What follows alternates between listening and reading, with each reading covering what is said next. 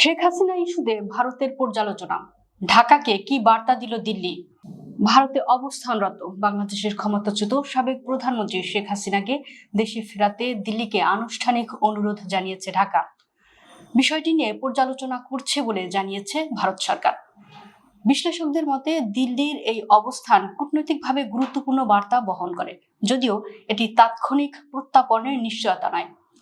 Hong Kong ভিত্তিক প্রভাবশালী গণমাধ্যম সাউথ চায়না মর্নিং পোস্টে প্রকাশিত এক বিশ্লেষণে বলা হয়েছে, ভারতের এই পদক্ষেপ পূর্বের অবস্থান থেকে কিছুটা ভিন্ন। এটি এমন সময় এসেছে যখন নয়াদিল্লি নতুন বাংলাদেশের সরকারের সঙ্গে সম্পর্ক বজায় রাখা এবং আইনি বিষয়গুলোর মধ্যে ভারসাম্য খুঁজছে।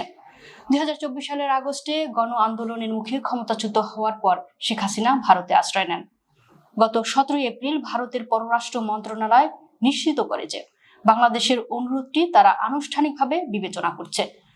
বিশেষজ্ঞদের মতে সক্রিয়ভাবে পর্যালোচনা শব্দগুচ্ছটি সাধারণত কূটনৈতিক ভাষা, যা সরাসরি সম্মতি বা প্রত্যাখ্যান না জানিয়ে একটি নমনীয় অবস্থান নির্দেশ করে। দিল্লির ওপি জিন্দাল গ্লোবাল ইউনিভার্সিটির আইন বিভাগের অধ্যাপক অভিনব মেহরোত্তা বলেন, এটি ইতিবাচক ইঙ্গিত হলেও বাস্তবে সিদ্ধান্ত অনেকটাই রাজনৈতিক। বিশ্লেষণে আরো বলা হয়, শেখ হাসিনার প্রত্যাপন শুধু আইনি নয়, বরং বড় একটি রাজনৈতিক ইস্যু। ন্যাশনাল ইউনিভার্সিটি অব সিঙ্গাপুরের গবেষক অমিত রঞ্জন মনে করেন, এ ধরনের বিষয় দ্বিপক্ষীয় আলোচনার মাধ্যমেই সমাধান হওয়া উচিত। এদিকে ভারতের রাজনৈতিক অঙ্গন থেকেও ইঙ্গিত পাওয়া যাচ্ছে যে দিল্লি কূটনৈতিক সম্পর্ক উন্নয়নে রাজনৈতিক পথকে গুরুত্ব দিচ্ছে। ভারতের রাজনৈতিক দীনেশ ত্রিবেদীকে বাংলাদেশের হাই কমিশনার হিসেবে নিয়োগ দেওয়ার আলোচনা সেই ইঙ্গিতই বহন করে।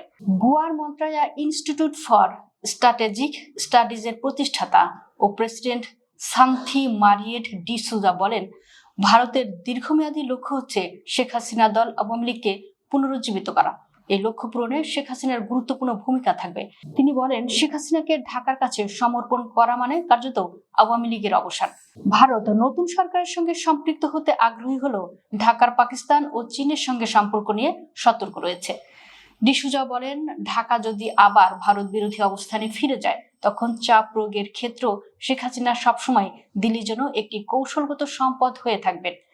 বিশ্লেষকদের মতে শেখ হাসিনাকে প্রত্যর্পণ করা হলে তা বাংলাদেশের রাজনীতিতে বড় প্রভাব ফেলতে পারে, বিশেষ করে তার নেতৃত্বাধীন দল বাংলাদেশ আওয়ামী লীগের ভবিষ্যতের উপর।